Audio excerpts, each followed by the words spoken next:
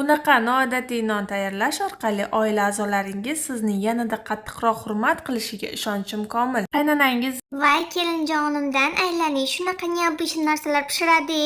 degan maqtovni eshitishni xohlasangiz, bu tovuq filesidan bo'lgan nonni albatta pishiring. Ishni xamir qorishdan boshlaymiz. Unga dro'sh, shakar, tuz va tomat pastasi qo'shib, iliqdan issiqroq suv yordamida xamir qoramiz. Orada eritilgan sariyog' solib, qorishni oxirigacha yetkazamiz. Xamirimizni 1 soatga issiqroq joyga dam olishga yuboramiz. Nachinkasi uchun tovuq filesini to'g'rab, tuz va ziravorlarni solib, sochni chiqishi uchun sirni qirg'ichidan o'tkazib, yana ham sochni bo'lishi uchun esa smetana ham qo'shib aralashtiramiz. To'liq retseptni opisaniyada o'qib olishingiz mumkin. Mazza achigan xamirni 4 ta kichkina zuvlachalarga bo'lib, yana 10 minut tindiramiz. Xamirimiz qo'lga yopishmasligi uchun un yordamida yoyib, videoda ko'rsatilgandaqa shakl beramiz. Ha, aytgancha, bu nonlarni sotish orqali daromad ko'rsalaringiz ham bo'ladi. Duxovkada pishib chiqqan nonlarning ustiga sariyog' surib, dasturxonga torting. Hammaga yoqimli ishtaha!